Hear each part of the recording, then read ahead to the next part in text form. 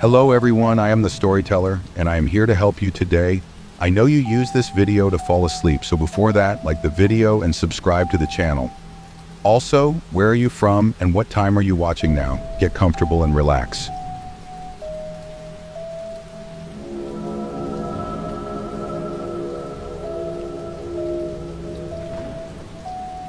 This has to be the worst Halloween party of all time.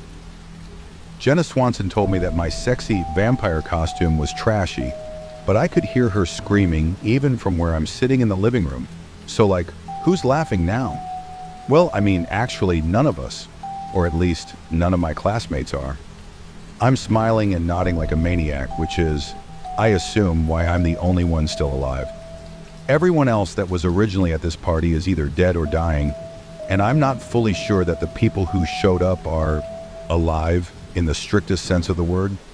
So I'm just sitting, pretending to sip on what I think might be an IV pack, plastering on my best customer service smile, and trying to make a sound when everyone else laughs at the jokes the guy in the cape keeps making. I'm not a monster, I just want to say that. I didn't choose this, and I tried, I really tried, to get out, or to call someone, or anything. I didn't just leave everyone to their fate, but I can't do it. I'm stuck in this house just like they are. The only difference between me and the rest of the kids here is that I'm not 100% sure I'm going to die. The living room is slowly emptying out, but it's still pretty crowded. The house isn't actually that big, but it was big enough and abandoned enough for some of the popular kids to plan a rager, big enough for everyone in my high school. That probably sounds like a lot of people, but there aren't that many students. Or there weren't. I guess there are even fewer now. Just me and whichever nerds figured they'd sit this one out and get ahead on their AP studying, or whatever the shit they thought they were going to do instead of going to a Halloween party with actual liquor. God, I wish I was at home right now. It's a huge relief when Cape Guy tells another hilarious story and I can tilt my head back like I'm laughing, but actually pinch my nose. I've already had one nosebleed tonight, and I really don't want to be bleeding around these folks. Although I think the first nosebleed might have been what saved me. I'm not good with stress, honestly. And I guess I'm not usually very good with parties. It's not like I have a whole lot of experience with them. The diner pays better for late shifts, and my parents are pretty strict otherwise. And like, sure, it would be nice to be invited from time to time, but like, whatever. Everyone in my grade knew about this one, so I didn't need an invitation, and I figured I'd cancel one stupid shift and try being a normal teenager for one night of my life. That's going great, obviously. Anyway, I get nosebleeds, it's embarrassing, and it sucks living in a town small enough that everyone remembers all the worst times that happened in middle school. These days, if I feel it coming on, I just sneak off and deal with it. Take a minute to sit in a closet or whatever, calm myself down, and then come back, hopefully without using up half a box of Kleenex first. The party music was a little overwhelming, honestly, and the drinks smelled like paint thinner, and it was all just a lot. So I just stepped away for a minute, or 10, or 30. When the shit hit the fan downstairs, I was in the furthest, darkest, moldiest room I could find, hoping that it was gross enough that no one would try to come in and have sex because of the smell. Most of the other rooms were already occupied. Between the bass and the scream singing and the extremely questionable wailing from the other bedrooms, I couldn't tell you when the second wave of guests arrived. I hadn't really clocked a change in the shouting when I heard someone heavy thud up the stairs and try to kick down the door of one of the other bedrooms. There was a splintering sound, and I guess they got their foot stuck in the door. The couple that was in there started shouting and screaming, but the person didn't say anything to them. Just hopped around, trying to get their foot out of the door, I guess. Then they ran further into and across the room, and I heard the shattering of glass. What was left of the glass in the window of my room exploded inward as a huge guy crashed through it. He hit the floor pretty hard on top of all the shards of glass and everything. He just lay there for a moment, confused, stunned maybe. It was kind of like those birds that fly into the window and just sit around, all spacey, until either they fly away or they run out of luck and get eaten by a cat. I crawled over toward him, trying not to touch any of the broken glass. His neck was cut up pretty badly, and I tried to remember the first aid training I'd taken so that I could charge more for babysitting. This hadn't been on the course somehow. My nose had started gushing, but I figured he was already so bloody that he didn't really have room to criticize, so I bent down to check if I could hear him breathing, hoping he wasn't dead. "Naughty," said apparently Morticia Adams from the doorway. I turned and gaped. Shit, we were all in so much trouble. That was a bona fide adult, and we were a bunch of asshole teenagers drinking underage in a certified fire hazard. The guy next to me definitely needed to go to the hospital, and I probably looked as if I was involved in whatever stupid shit he'd been trying to do when he jumped through a second-story window. My parents would ground me until I went to college. Wait, was this going to impact my college applications? It's funny, you know? That was a few hours ago. I still remember the flavor of that panic, and thinking that only getting into my backup college was the worst thing in the world that could happen to me. This beautiful, ethereal grown-up slunk across the disgusting, slightly squishy carpet to kneel across from me on the other side of the linebacker type. Her eyeliner was inhumanly perfect. She looked at me, and I sheepishly tried to wipe away the blood that was running down my chin. "No respect for seniority," she said, shaking her head. "Well, I think you're finished with the real thing for tonight, dear. Please try to behave better next time." And then she bent and sunk her teeth into his neck. The fight went out of him almost immediately. Between the blow to the head and the rapid blood loss, maybe he didn't even really understand what was happening. Like he definitely made a noise that will feature in all of my nightmares. If I live long enough to have nightmares. But it was pretty quick, all in all. Over before I could process what was happening. We left him there, pale and still and cold. I touched the window before I followed her. She told me to follow her, and there's something about their voices that makes it super hard not to listen. And there's no sky. There's nothing out there, just a weird gray static. It hurt my eyes to look at it too long, and I couldn't get out into it anyway. So in the end, I followed her. I don't know how many vampires are here. Maybe 24, enough that they didn't pay too much attention to me. The Morticia-looking one shoved the fourth bag of blood into my hand and told me that because I'd started without everyone, I had to wait on the couch until the others had made their selections. All around us, the rest of my school is still standing, drooling, their eyes glassy, waiting for someone to lead them away to die. They all seem to snap out of the weird trance just before it happens. Maybe that's more fun for the vampires. Maybe they just like the screaming. It feels late now, but I don't know how long I've been here. Hours, I'm sure. I offered to grab everyone some more blood packs from the kitchen while we waited, and I tried the kitchen door while I was there, but it's still the same static. And when I try to run out into it, I just wind up in another doorway in the house. There's an old sunroom with the glass all broken, but whenever I try to go in there, I find myself in the same doorway, just facing the opposite direction. I tried to call someone, anyone, but my phone won't connect to a network. There's no way out.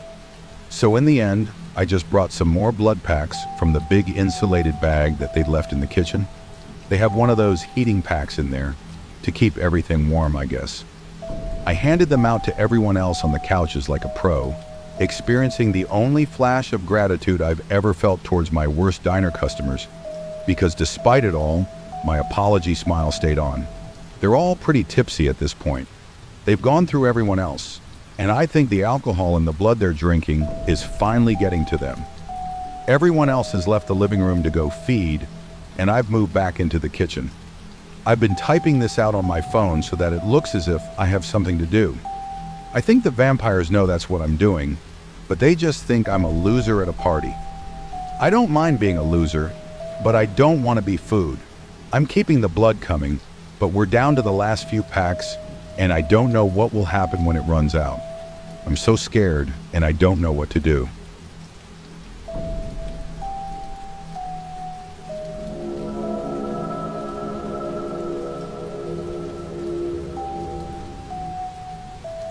I regret taking my little brother to this haunted school. My younger brother wanted to visit a haunted school for Halloween. He recently fell in love with ghost hunting YouTube channels but wasn't ready to buy all the equipment to go on a hunt himself. But he wanted to still go to any haunted locations. I didn't exactly have the time to drive him around. I kept putting off hanging out with him until now. At first, the plan was to just drop him off at the school and pick him up later. Ben was 15 after all. The principal refused to let him explore the school alone, which I understood. I traded my shift and packed up my sibling for a boring day out. "Sorry, you're stuck with me for a few hours. Wouldn't you rather go to a Halloween party instead of hanging out with me?" I joked to him on the drive to the school. He didn't look as excited as I expected when he got into the car. Maybe he was a bit nervous. "I wasn't invited to one," he said in an even voice, but I could tell he was upset. I shouldn't have brought up his lack of social life. He was a shy and nerdy kid. It's not as if he didn't have any friends. They just preferred to play games online rather than hang out together. "Well, I bet they're all lame parties anyway. Who cares about drunk people dressed in skimpy costumes when you could explore a haunted school?" I said, trying to lighten the mood. He smiled and I relaxed a little. "Sorry, you gave up a shift for me," Ben commented, and the mood shifted again. I shook my head, not wanting to have this sort of conversation. "I traded a shift, not gave it away. Don't worry about it. Money has been tight for us the past few years. We all made sure Ben got what he needed and some of what he wanted. I got a job early to help pay for things. He wasn't a dumb kid. He noticed the extra shifts and penny pinching. I think he felt guilty that he hadn't been able to find a side hustle that brought in money, aside from mowing lawns in the summertime." We arrived at the school after nearly an hour of driving. The light of the afternoon was orange due to the season. I didn't know how long Benny wanted to stay here. An hour? 2? Until nighttime? The building didn't appear special. It was older. Ben told me it was built in the 60s, and it was still in use, aside from some rooms being off limits. A man met us at the front doors inside. He was tall and thin with tied-back black hair. I didn't expect the principal to look like him. Instead of a balding, middle-aged, plump man, he was a handsome, slightly older man with hints of wrinkles at the corner of his eyes. "Thank you for sharing your time and letting us explode tonight," I said to the man and shook his hand. Ben awkwardly did the same, nodding and acting nervous around a stranger. Normally, he wasn't this shy. "This is Ben. He was the one who asked permission, right, Mr.?" I trailed off, not remembering his name. "Chambers," the principal was helpfully added. "I don't mind giving up my Halloween to help a young man with a report. It's not often students are interested in the history of this building," he explained. "Report?" I glanced at my brother and he looked away. So that's why he was acting weird. He lied to be able to hang around this building tonight. It was a harmless white lie, but I decided to make my brother actually do a report and send it to Mr. Chambers as a thank you for his time. A gust of wind rattled the front doors. I looked over my shoulder to see the sky suddenly gray. I didn't remember seeing dark clouds when we walked inside. A small rumble came under our feet. It wasn't as loud as thunder, but what else would it be? No one else seemed to notice. Mr. Chambers gestured for us to start walking down the hallway as he started to go into details of the school. I only half paid attention. I had graduated high school a year ago. Since then, I worked my butt off to save up for college. I was accepted into a course and would start next fall. Being inside a high school felt odd. I never expected to be back in one. We stopped in front of a long line of lockers, but oddly enough, a door had been removed from one. The metal was dusty from years of neglect. In 1971, 6 students and a staff member went missing. There had been rumors they found the head of one student inside this locker. However, there are no official reports detailing such events. The idea remained causing any student to be assigned the locker to be tormented by their classmates. "We removed the door years ago to avoid such bullying," Mr. Chambers said in a calm voice. He was a good speaker. His tone was even and easy to follow. I hadn't looked into any history of the place beforehand. All I knew was the "it might be haunted" thing. I stood behind Ben and placed a hand on his shoulder, causing him to slightly flinch. I liked teasing him and didn't get to do it very often now. Ben wrote a few things down and took a photo of the locker with his phone. "Sorry, I don't know much about this place. Were the students ever found?" I asked the principal as we walked down the hallway to the next location. "Not all of them," he answered with a slight shrug. "So they found at least one of them alive, or?" I said, following behind Ben and the man. "Oh, no, I meant they found some parts of them," Mr. Chambers corrected himself. Normally I wasn't affected by ghost stories, but the casual way he spoke about such a gruesome crime made my skin crawl. It bothered Ben as well. Reaching down, I grabbed his sides and made a noise at the same time to make him jump. His face flushed red as his leg kicked out trying to get me. Mr. Chambers smiled, the wrinkles at the corners of his eyes making him appear older for a moment. We finally stopped in front of a locked classroom. A sign had been taped to the door warning people to stay out. Our guide stepped next to the door, ready to dump more information before unlocking it. All photos and reports of the event have been destroyed or lost. All we have left are second-hand accounts of the people who witnessed the gruesome sight that was found on Halloween night in 1972, Mr. Chambers started. Wasn't it 1971? I spoke up, unable to help myself. Ben glanced at me. The principal didn't appear offended, but was glad to see I had been paying attention. Yes, the 7 people went missing in 1971. Their bodies only appeared a year later. Pieces of the 6 students were found inside this classroom, arranged in a way people described to be a part of a ritual. All the heads were missing. They all appeared healthy before their deaths, as if they were taken care of over the year they went missing. Since there are no photos and sparse eyewitness accounts, no official details of the ritual-like crime are available. Benny appeared interested. He was so engrossed in the story, I bet he would jump out of his skin if I grabbed him again. I held off, crossing my arms. This all felt like a weak story to me. Did the ritual thing even happen? Or do you think stories got exaggerated over time? I suggested, only to have Ben kick my shin. Mr. Chambers softly laughed at us and nodded his head. That's entirely possible. He agreed, which disappointed my little brother. There are simply not enough facts in this case. What is known for certain is the 7 people disappeared. 6 students were found inside this classroom a year later, with pieces missing. The staff member was never found. Due to the lack of information, countless rumors spread. A few stuck. Most claimed the staff member killed the students in some sort of satanic ritual. The police handling the case was a small, inexperienced department and never solved the case. That added to the rumors. It was a long time ago. They didn't have computers and all that back then, so I don't blame them for losing records. I heard there had never been a murder in this area, let alone 6. I think I read one of the students was a deputy's niece. He killed himself years later because he could never find her murdered. Ben said, showing off just how much he researched this crime. I wish he put the same kind of effort into his math homework. Mr. Chambers was nodding along, but he looked a little concerned over something. Was 1971 really that long ago? He asked, mostly to himself. He didn't look to be in his 50s until I squinted a little. I bet he was having the same kind of crisis I did whenever I heard kids speaking in newer slang. I understood the feeling of suddenly being aware of your graying hair. Anyway, you'll be able to take photos for your report. I just ask you to not enter the room. Mr. Chambers said, then reached over to unlock the classroom door. For some reason, I felt my heart start beating faster. I unconsciously held my breath, almost expecting to see the still dead bodies of the students trapped inside. It was a silly idea, and yet the mental image didn't leave. A burst of cold, dry air came from the room when the door was opened. Just before Mr. Chambers let go of the handle, a sound echoed down the hallway, causing all of us to jump. A phone rang, loud and angry. The older man chuckled over his reaction and told us he needed to answer the phone or call the person back. We assured him we would be fine alone for a few minutes and let him rush down the hallway. Ben raised his phone and carefully started to take photos of the dark classroom. He needed to put his flash on to see inside. The room was empty, with the floor warping from years of disuse. The windows had been covered with cardboard. Small cracks of dull gray light came through. Even the blackboard had been removed. "Why are you so interested in this?" I asked my brother. Somehow my voice sounded wrong.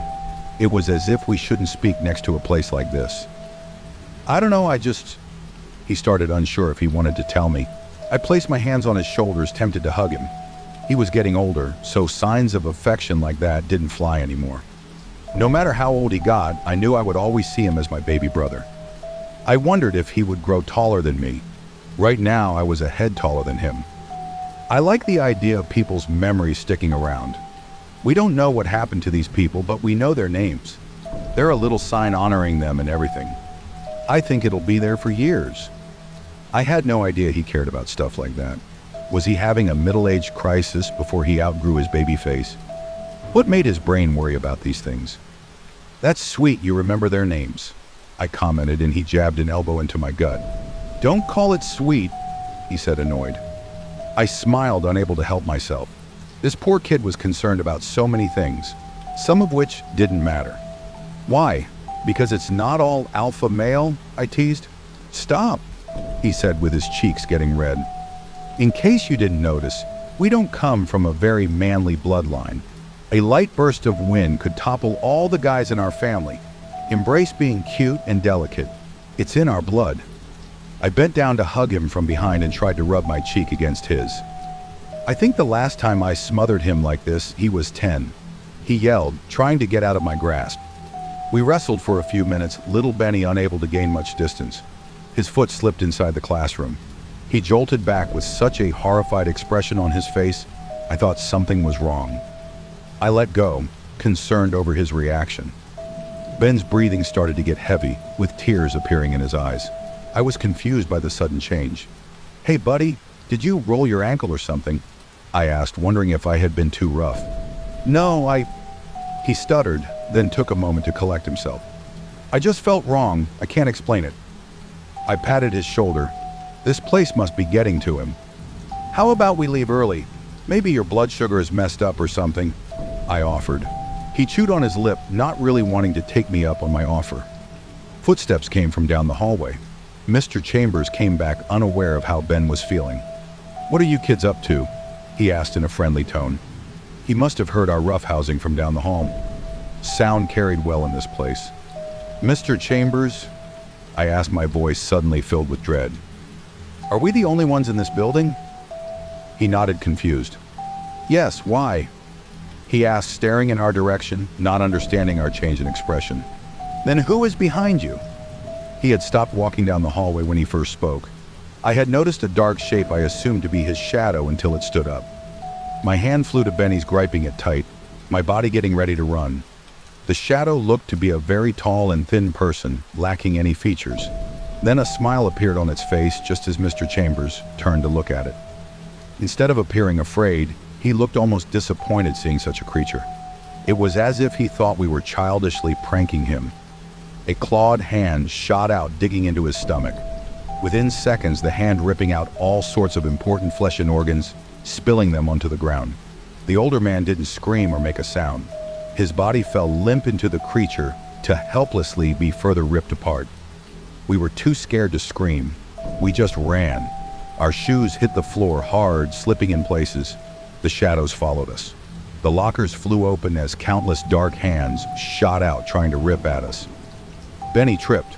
On instinct, I scooped him up to keep running, thanking God we did in fact come from a family with the men on the shorter side, making him easy to carry. I saw the front doors and turned to crash into it. My brother was in my arms as I used my back to open the glass doors, heart racing. We should have gotten out.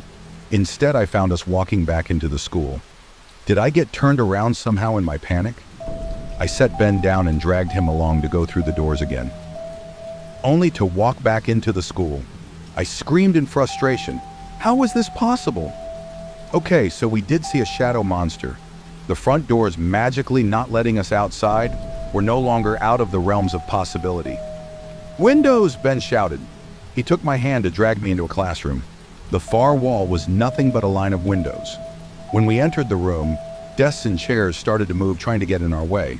We jumped over them, reaching the other side to bang on the glass. I had picked up a chair to smash the window just as Benny unlocked on and opened it. That worked. I pushed him through first. To my horror, he came tumbling back out through a suddenly open window next to me. I swore a few times, using words my little brother had never heard me say before. The activity in the room was getting too chaotic. We got out before getting crushed by some desks. For the moment, the hallway was clear of the shadow hands, giving us a second to regroup.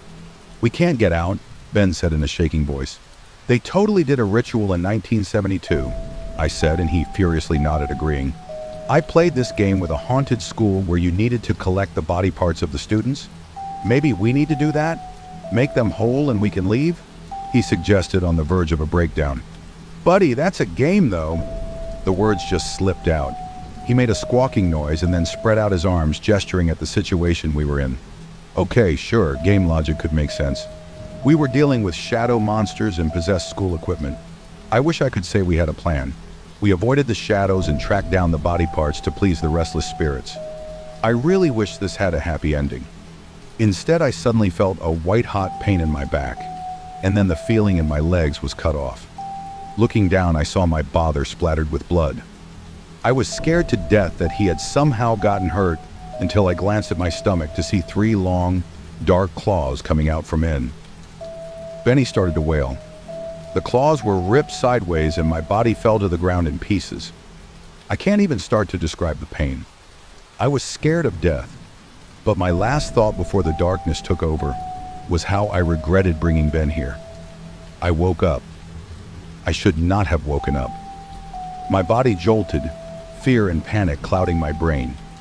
I found myself bound to a chair in the middle of an empty classroom. The boarded-up windows told me what room we were sitting in. Benny was next to me, also tied to a chair, passed out. Thankfully, I didn't see any wounds on him. Slowly, his head raised. Our eyes met and he started to scream. He nearly tipped over his chair trying to get away from him. I had been ripped apart in front of his eyes. I don't blame him for the reaction. When you were 6, you left the fridge open all night at Christmas because you wanted Santa to get more food for all the reindeer and bring some back for the elves. I told Mom and Dad the fridge just died overnight, so you didn't get in trouble, I said, trying to sound calm. He stopped struggling, eyes wide, trying to decide if he could trust me. Ben assumed I was some sort of monster disguised as his dead sibling, instead of the person he cared about coming back to life. He sputtered, holding back more tears. Go ahead and cry, I told him. I wanted to just hold him and cry too. He quietly sobbed for a few minutes, rubbing his wet cheeks against his shoulders. My heart hurt that he was going through all this, but I was glad he trusted me enough to act more like a kid when we were alone. I felt like when he was with our parents, Benny acted too mature. He needed to just relax once in a while and not worry about what others thought. I'm sorry if I didn't, he started. Don't. I cut him off with a stern voice. This is not your fault. Don't ever blame yourself. Footsteps came from the door as it was opened. A person walked over in front of us. Someone Ben didn't expect to see walking around, but I did. I glared at him with clear hatred. He's right. It's not your fault. I didn't even know this was going to happen until it did. Mr. Chambers said, his voice sounding cold and distant. Bullshit, I shouted back. He didn't react. A cold feeling came to the back of my neck. I glanced behind us to see the tall, dark figure, its shape flickering. My stomach rolled, making it hard to keep a brave face. A ritual was performed by the school principal back in 1971. The goal was to bring forth dark creatures into this world. Instead, this new layer was created. No one can come in or out unless the layer lets them. No one can die. The ones trapped in here shall forever remain stuck in time, regardless of how much suffering they endure. It seems as if the seal on this place weakened enough to let you two inside. It's happened before, but all the others were able to escape before the seal closed. Bad luck for you two. The older man shrugged, sounding like he was simply telling us the weather and not how we were doomed. Ben's bottom lip started to tremble. This was far too much for him to handle. I strained against the rope, trying to get free of the chair. I couldn't accept this. There has to be a way out, I shouted, voice raw. Mr. Chambers shook his head, then paused. It was poor acting. He had been waiting to make this offer since he walked into the room. The seal is weak enough to let one of you leave. The one that remains here will be tormented without any rest or escape. This place is fueled by negative emotions. The more intense, the better. It appears as if I've gotten used to it all, thus why it opened up to bring another victim inside. I narrowed my eyes, trying to spot a lie. Mr. Chambers did appear dead inside. He sounded nothing like the person we first met. Benny made a sound, snapping me from my thoughts. I'll stay, I shouted before my brother could speak. No, he yelled back, sounding like a child. I was the one who asked to come here. I'm staying. That's final. I used my best older sibling's voice to shut him up. He lowered his head, failing to hold back more tears. It hurt so much seeing him like this. I don't think there could be any physical pain these monsters could inflict that would ever be greater than how I felt at that moment. I don't want you to leave. I barely have any friends. I just wanted us to hang out before you left for college. I can't. My heart sank deeper into my chest. I wasn't aware he had been that stressed out about me moving away next year. Mr. Chambers watched us with a cold and emotionless expression. He didn't care which one of us stayed, as long as he had a new plaything. Benny, listen to me. I love you. No matter where I am, or how much time passes, that will never change. You're a great person. You just need to see that. I know you'll make friends. You don't need that many. You'll find a person who will see how special you are. I'm a baby, he sniffled. So what? Be immature. Keep playing the games you like and collect awesome toys. You can be 40 and still have the same interests you did when you were a teenager. Just keep being you. You're a good, kind person. That's all that matters. He raised his head and I put on my best smile. I wanted to see him grow up. I wanted to watch him get friends and get taller than me. I wanted to hear about his weird interests and cover for him when he got in trouble with my parents. From what I'm hearing, you both would like to stay. I need a clear answer from each of you, the older man said in a stern tone. I nodded at my brother, knowing that he'll be all right without me, no matter how painful of a thought that was.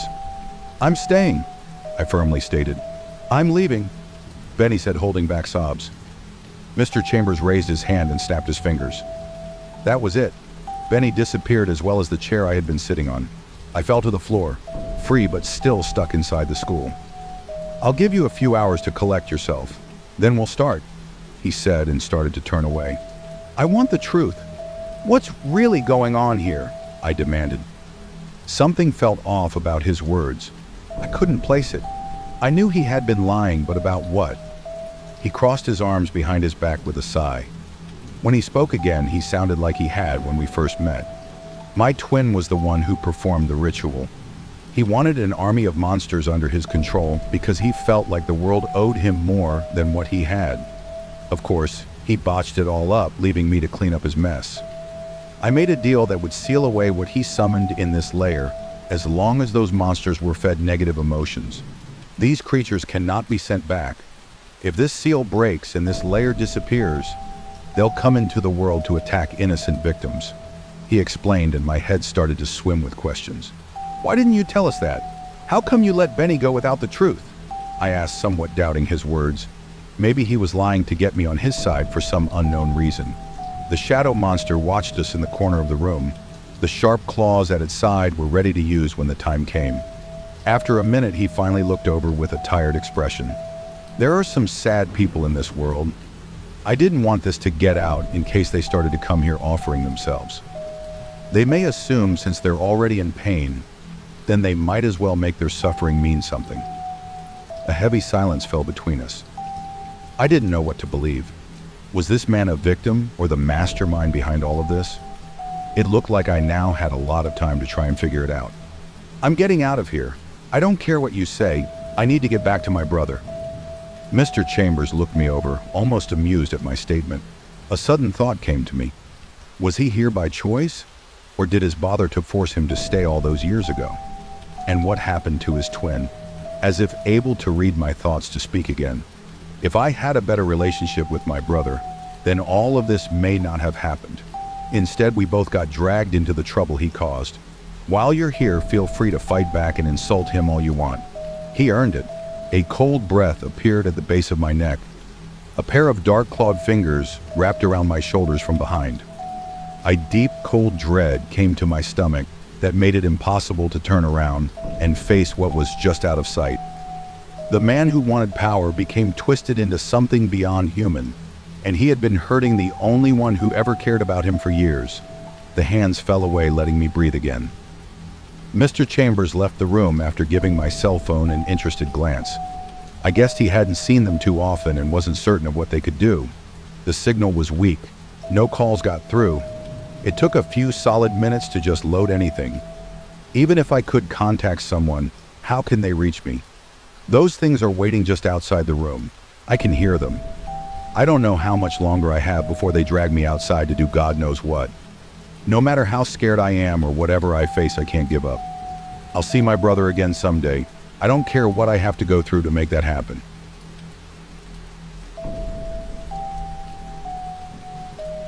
Thanks for listening to today's story. Let us know what you think. If you want to hear more scary stories, be sure to subscribe and turn on notifications so you never miss a new episode when we upload it. We'll always be here and welcome you.